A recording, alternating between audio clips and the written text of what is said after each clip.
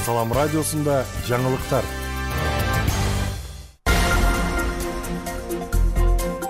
Саламатсыз бардактуу угарман жана көрүүчү, эфирде жаңылыктар түрмөгү, аны менен мен Нурпейил Ашур кызы тааныштырам.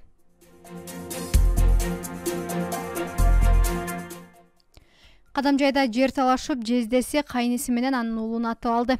Облустук милициядан билдиришкендей, Кадамжай районунун Чаба айылында 49 жана 22 жаштагы жарандарды ок атуучу курал менен атып алган 60 жаштагы жаран кармалды. 49 жаштагы жаран алган жаратынан улам окуя болгон жерде каза тапты. Ал эми 22 жаштагы жаран Кызылкая шаардык ооруканасына жеткирилди. Аталган оорукананын башчысы Жыргалбек Кадыров Салам медиага билдиргендей, 22 жаштагы жаранга операция жасалып, дарыгерлер ок тийген колун кесүүгө мажбур болушкан. Учурда жабырлануучунун абалы оор деп бааланууда. Geçe gelgende жайында балдар бригада жардамын көрсөтүп, анан операционнуга алып, операциондан кийин анан жана колду ампутация кылган туура келди. Колдун бир оң колу алынды да. Потому что бүт тамырлар нерселердин бардыгы кетип калды да. Кровотечение болуп, аны албаса кийин заражение гангрена болуп башка жака өтүп кетет да. Анан азыркы күндө дары-дармек бүт жетип медициналык келүүнү алып атат. Азыркы күндө абалы мындай оорураак. Кадамжай районунун Чабай айылынын 60 жаштагы тургуну ошол эле айылда жашаган 49 жаштагы кайниси менен мурдатан жер тилкесин талашып келген. 2 август күнү саат 18:00 чамасында алар сөз талаша кетишип, 60 жаштагы жаран мас абалында ок атуучу куралы менен кайнисинин сол колуна, андан кийин кайнисинин баласынын 22 жаштагы жарандын оң жак желкесине атып, окуя болгон жерден изин жашырып кеткен.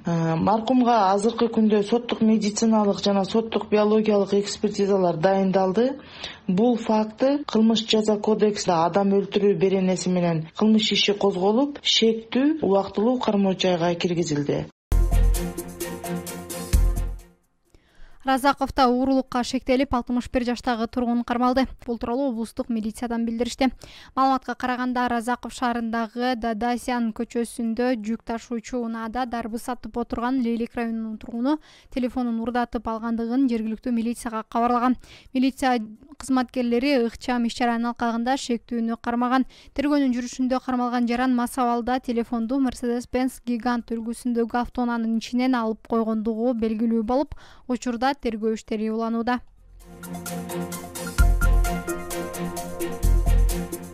Улуттук банк акча которууга коюлган чектөөлөрдү алды. Улуттук банктан билдиришкендей, эми акчаны кайсы валютада жөнөтсө, ошол валютада алса болот. Мындай токтомду Улуттук банк 26 июлда кабыл алды. Бул чечим өлкөнүн ички валюта рыногундагы кырдаалдын турукташуусуна байланыштуу. Ошондой эле чет элдик валюта менен мүмкүн болгон алып сатарлык операциялардын алдын алуу үчүн кабыл алынган. Белгилей кетсек, кыргызстандыктар акча которууларды сом менен жана алар келген өлкөнүн валютасында гана ала алат деген чектөөнү Улуттук банк 2022 жылдын апрелинде киргизген болчу. Күндүн маанилүү учурлары мына ушулар болду. Кайрадан эфир аркылуу амандашканча саламатта туруңуз.